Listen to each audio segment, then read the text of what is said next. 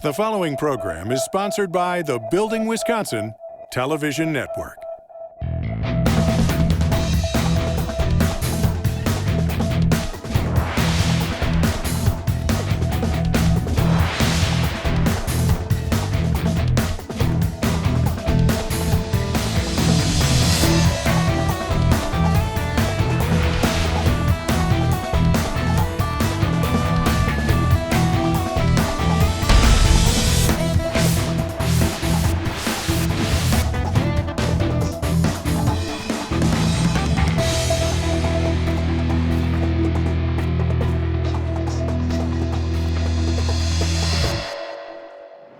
Welcome to another project here on Building Wisconsin. I'm Stuart Keith, and on today's show, we're visiting the iconic domes here in Milwaukee, Wisconsin, to learn more about water conservation and cutting-edge plumbing. So let's get started with Sandy Folaron.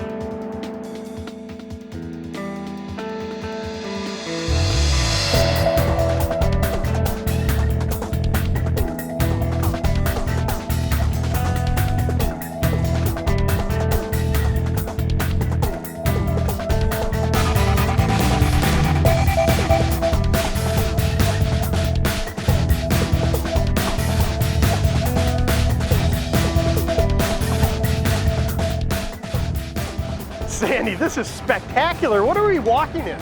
We are walking into a 7-story facility conservatory. We're in the show dome. And this is the dome that changes seasonally 5 times a year.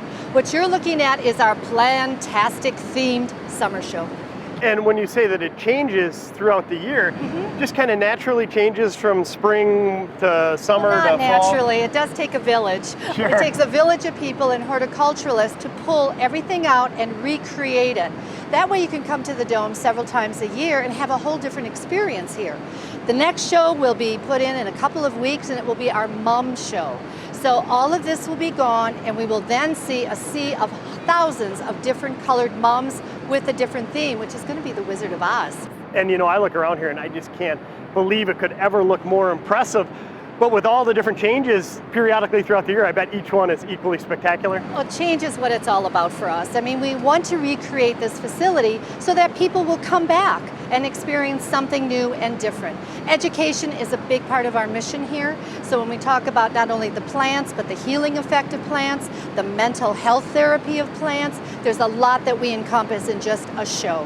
Well, it is beautiful. And for those viewing today that have no idea where we're at, let's step back, explain what the domes are and where they're located and how the general public can take advantage of visiting it. Well, we are in wonderful Milwaukee. We're one of the top icons in the city.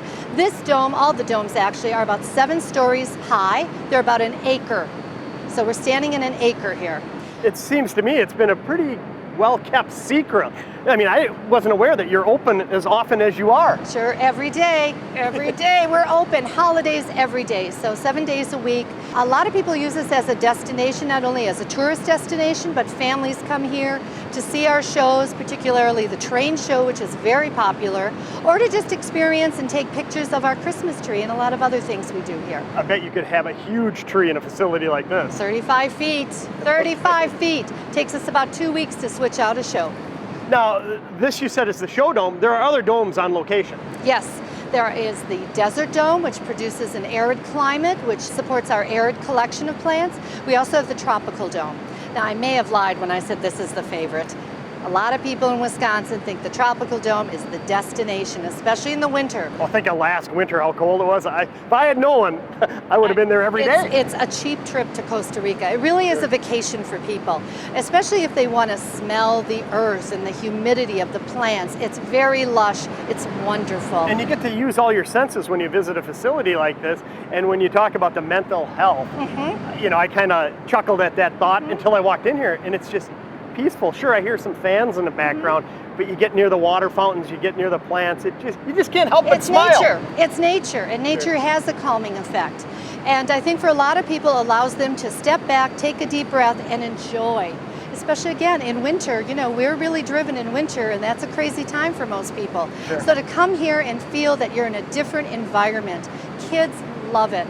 We have over 250,000 people walk through our facility during the year. Wow. And so many of them are families with kids that are learning about plants, learning about growing their own food.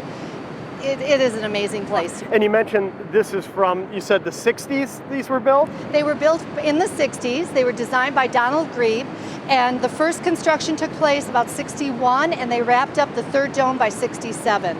So we are starting to reach our 50th anniversary. Well, that's exciting. But there's also been some major projects, major renovations going on as well. Yes, we have added on a whole new greenhouse facility to support some of the things we do that need to be more sustainable. Since it was built in the 60s, we really don't have the kind of energy efficiency that maybe newer structures would have. They weren't thinking about sustainability or gray water reuse or even insulated glass. So we're trying to play a little catch up here and reuse our water and find systems that are compatible with what we have here so we can become more sustainable.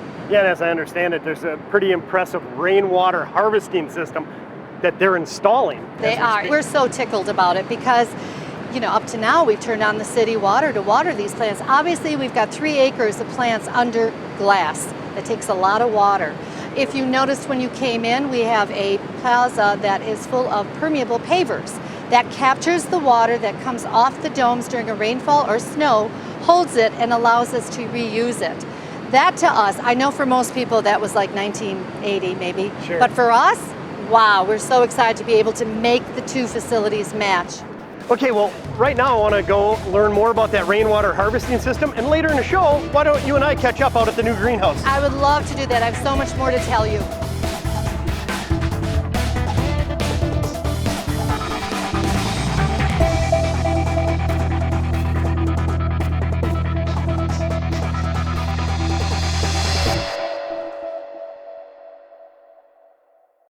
Building Wisconsin is made possible by the members of Plumbers 75, proudly serving their contractors and helping build Wisconsin for over 100 years.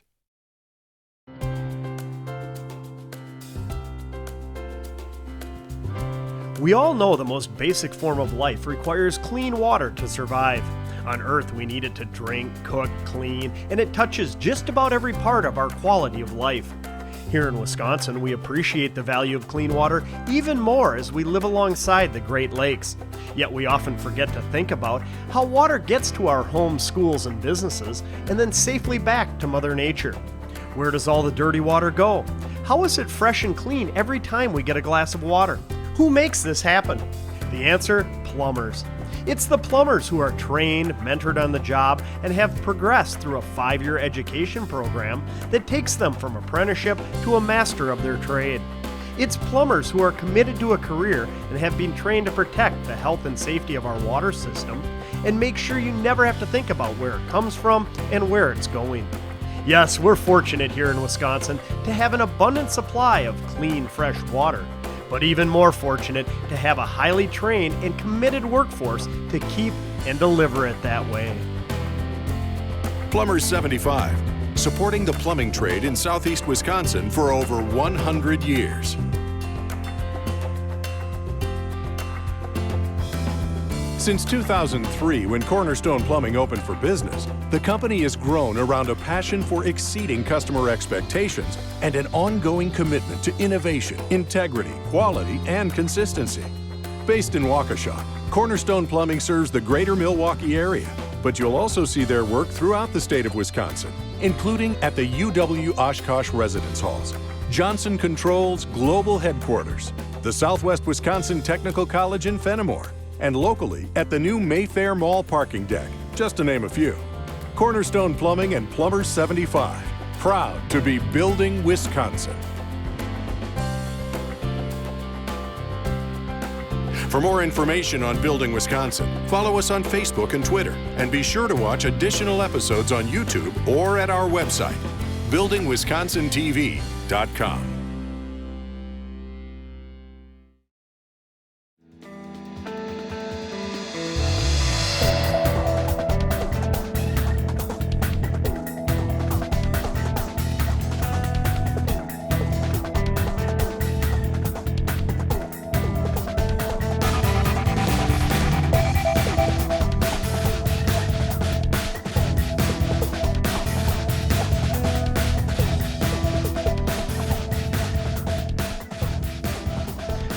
looks like you finally got some good weather, and this project is really coming along nicely. Yeah, it is. The weather has helped us proceed and try to catch up with the schedule we're keeping for them. Right now we're in the middle of setting our water retention system. You can see a couple of the tanks. We just dropped the one. We still have to strap it down, and he's offloading a couple of our structures. The round structures are actually the risers to our wet well. That's where the water is stored before it's pumped into the building, where the submersible pump will be. And then the vault there, that's where the filter is going to set inside of that before it's piped into the tanks itself. So the water's all filtered before it even makes the tanks. Boy, great case in point of the role of a plumber on a massive undertaking like this. It's not just setting the toilets or the labs. I mean, you're working with everything, including all the concrete mains and waste and supply lines. And what I really like about this project, it's a great opportunity for us to showcase what is being done out here at the domes. Iconic structures here in the Milwaukee area. You mentioned the 20,000 gallon tanks. Tell us about what they're trying to accomplish out here. They're trying to reuse the storm water. It's free water if you can contain it. And so the water will come like it typically would through the downspouts into the draining system, which instead of going out to the lake, it's going to go into these tanks, and then from there into this wet well, which will get pumped into the building just like domestic water would. And from there they inject fertilizer into it to water their plantings. And this to me is awesome, because you think about the energy costs associated with moving the water to water all the plants inside there. That's a tremendous volume of water.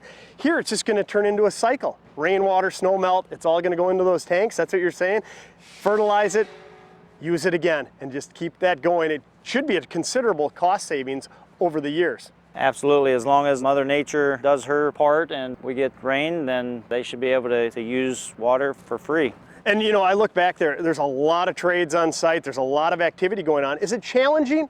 And when I say challenging, I mean a project of this magnitude from a plumbing standpoint. Absolutely. I mean, just something as easy as, okay, let's just set these tanks in place now, which it requires the crane to do, but we have to coordinate that with them because the other trades are using it as well. So it has to all be coordinated so that they're not having to stop and just stand around while we're doing our job. And so a lot of communication, that's the key to success of any of these projects, good communication amongst all the trades. So at the end of the day, how does the water get from those tanks into the buildings? Well, they're all manifolded together, so as the water comes in from the drains, the tanks will fill up evenly, and then the head pressure itself will flow into the wet well, and then there's a submersible pump with floats that'll activate to force it into the building. And then it's just part of the piping system once it gets inside. And again, it's using water that is just falling from the sky. You're reclaiming it. Doesn't get any better than that. I saw your guys looked like they were digging a main over here. Can we go take a look at what they're doing? Sure, absolutely.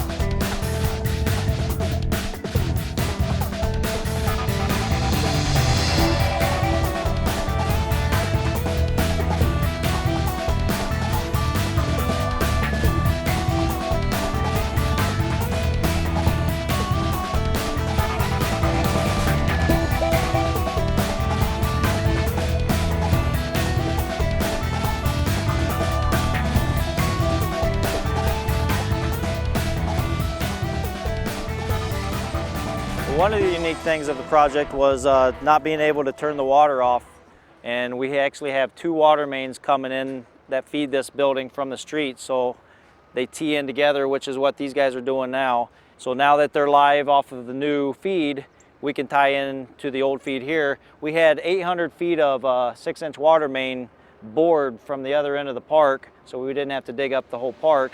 And they're at the end of that run, tying onto the existing water main now. That's what this process is. That's a great example of a huge challenge, I would think, on a project like this, because those buildings, they're not shutting down for 6 months to get it done. You have to keep them with all their services coming in, including water.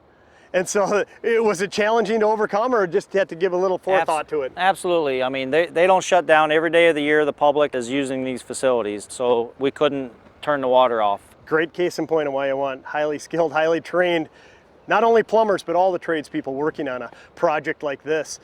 You know, one thing you mentioned was the coordination between all the trades. And when we first arrived, I watched these guys in action. It looked like one of the ops was talking to Kenny, one of the plumbers.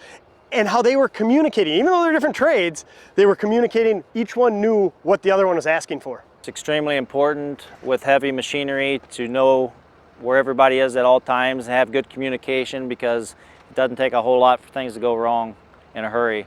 So communication's key in that regard. Well, you know, I love being able to see behind the scenes. This is no exception. So how long have you been a plumber? 20 years. Pretty happy with your career choice? I am. I like being outside. You're always doing something different, so it never really gets old. New challenges. Well, best of luck in it, and I really appreciate you coming on today's show. My pleasure.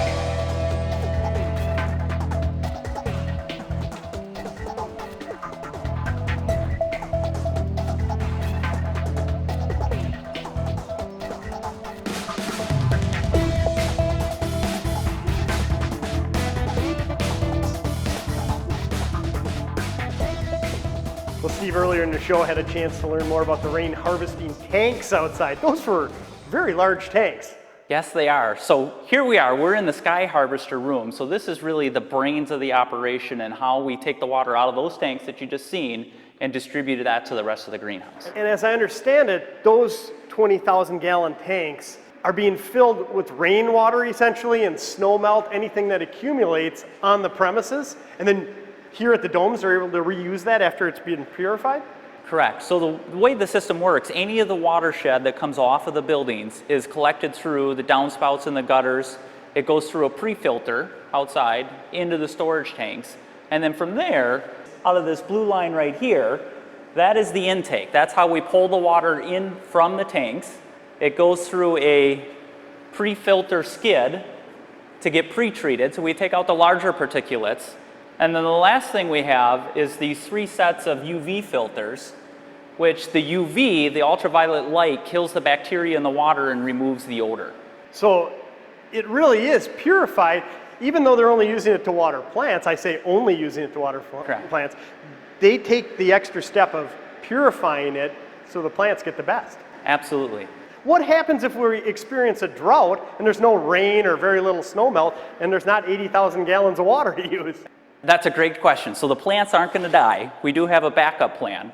So what this line is here, and this running right through that backflow preventer, that is the potable water. So that comes from the city water main, and is through a series of controls. This valve will close, and this valve will open, so that way the water can continue to flow to the plants. Well, this is amazing to me, and being the plumber that's in charge of all this. How did you learn about this? I mean, are you experienced with these types of systems? We've successfully installed a water reuse system at Johnson Controls. They used it for flush valves and urinals and water closets and those sort of things. What makes the domes unique is that we're actually using this reuse system for irrigating plants. But this really comes down to a continuation of our training that we receive. Well, this is pretty cool. So you say as you go, speaking from the water standpoint, it looks like it exits this room through this big blue pipe. Can we follow down the line and learn more about the system? Yeah, let's go.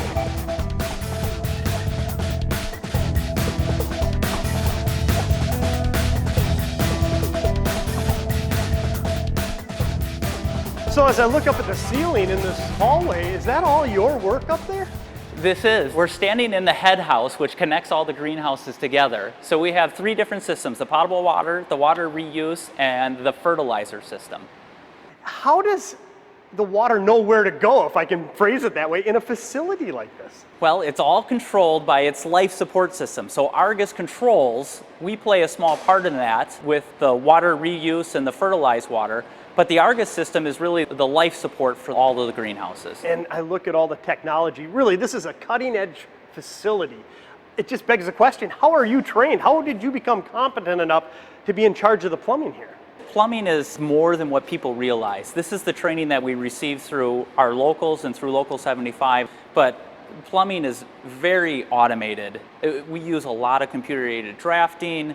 We use BIM, which is 3D modeling. So this is just an evolution of the training that we've already received. And so it's really about ongoing education, and an up-and-coming company like yourself and others that I've talked to, seems to me that's the direction the construction industry is heading. That is the direction the construction. So latest trends are the 3D modeling and using computers. Our techs are really more computer savvy now than even when I started in the industry 18 years ago. So I see in the near future that computers and everything is going to be done paperless. And a lot is going to be done through lean construction to where we can accomplish more production with less manpower and less effort. And you know, that benefits not only the end user of this facility, but all of us throughout Wisconsin, because it's all about sustainability, water conservation, and at the end of the day, with professionals like yourself, we're all going to benefit because it's going to be a state-of-the-art facility using much less water. It is. Anytime that we can harvest the rain and capture it and use that water for irrigation instead of pulling that out of our systems, I think we all benefit from that. I think it's being a good steward.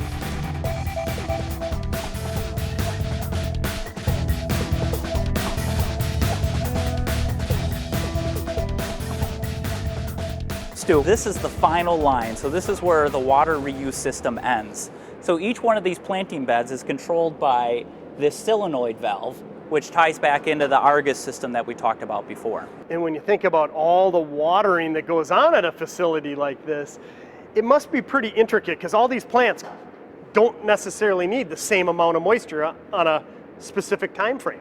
Correct. They can control through the lifeline. Each one of these drip lines is the lifeline. So each species has their own requirements for how much water, when it needs to be watered, shade, lights. So that's what this Argus system ties together, and that's how our plumbing ties into that whole system. And I just marvel at the cutting edge technology. And what really makes me feel good is learning about that rain harvester system. The system here, when we're looking at the end result of these beautiful plants, how much water is being saved on an annual basis? I gotta believe it's 100,000 or more gallons of water. Actually, Stu, I think it's more like 100,000 gallons a month. That's how much they save that otherwise would have come out of our aquifers here in the city? What a great system. And I know your company works a lot with systems like this, bigger high-tech areas, but you also go much further than that and work on many projects throughout southeast Wisconsin. Some of the projects that Cornerstone Plumbing is currently involved in, we are working at Mayfair Mall for the Nordstrom project as well. They're putting a parking structure up there. That's due to finish at the end of the year here. It's interesting, you say a parking structure. I wouldn't associate plumbing with a parking structure, but again, a lot of surface runoff. A lot of surface runoff, a lot of stormwater again to deal with. Another project that we're working on is the Kimpton Hotel, which is a 13-story hotel that's really a high-end hotel and quite a new concept coming to Milwaukee. So we're really thrilled to be a part of that. And based on what I've seen so far in today's show, I mean, those projects are definitely picking the right company for the job. But it's not only about the construction on projects like this, you're also strongly involved in the community, aren't you? We are. Cornerstone has a motto. It's design it, build it, share it.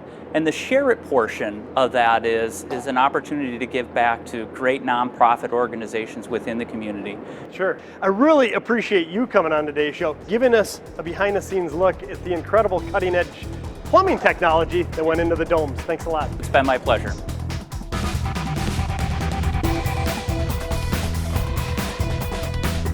This is an incredibly unique project. Cornerstone Plumbing has taken on a new challenge on a system that I don't think is anywhere else in the state of Wisconsin to the magnitude of this facility. It's tying in another natural resource through the rainwater, treating it, making it the most applicable water for these plants. And as new technologies evolve and are required by our customers, it's important that our contractors embrace them. And it's also important that we as the local and the training facility that provides the manpower and the human resource to perform that work, that we embrace that technology and train our members so that our contractors can perform these technologies and deliver the product to their customers. And Cornerstone Plumbing has just put in a unique system that makes this place more efficient, more sustainable, and more environmentally friendly for many years to come.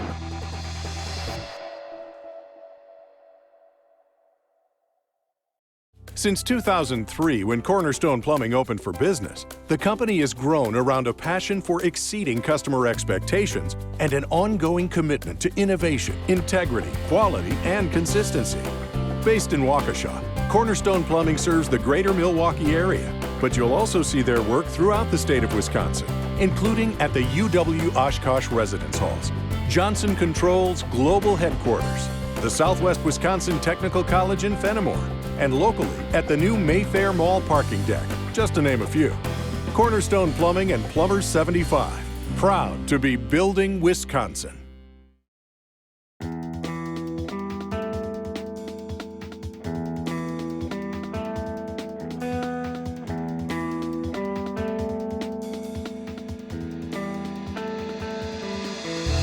Well, Sandy, that was fascinating learning about the rain harvesting system. And you know, earlier in the show, when we were in one of the 3 domes here, you mentioned you had some new greenhouses. Well, voila, here we are, and they look pretty spectacular. Aren't they amazing? 65,000 square feet. Now these are sustainable. This is great new development for Milwaukee County Parks Department. These are our greenhouses that support and supply everything we do there into the domes. And what are we growing here today? Poinsettias. These are our show plants for the holiday show.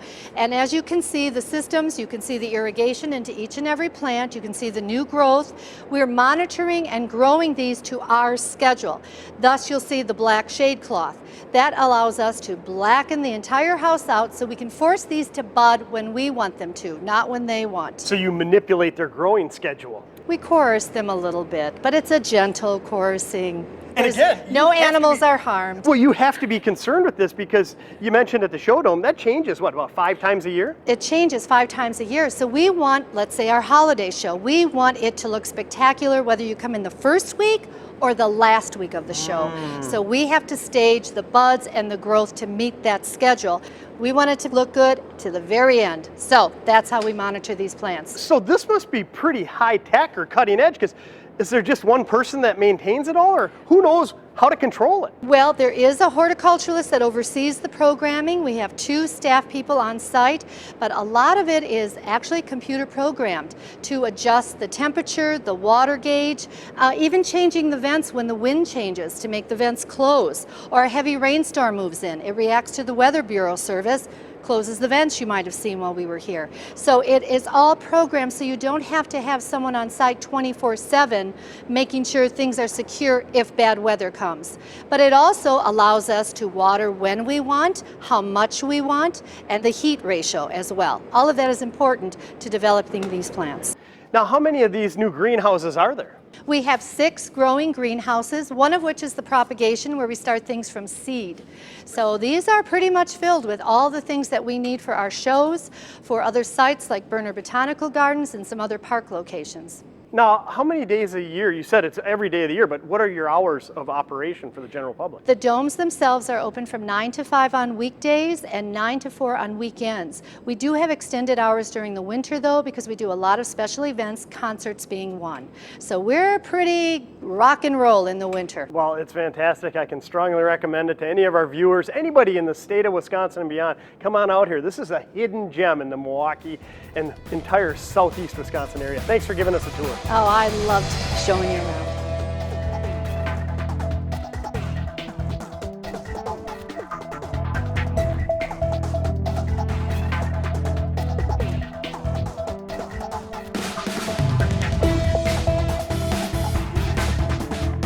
For more information on Building Wisconsin, follow us on Facebook and Twitter, and be sure to watch additional episodes on YouTube or at our website, buildingwisconsintv.com. The preceding program was sponsored by the Building Wisconsin Television Network.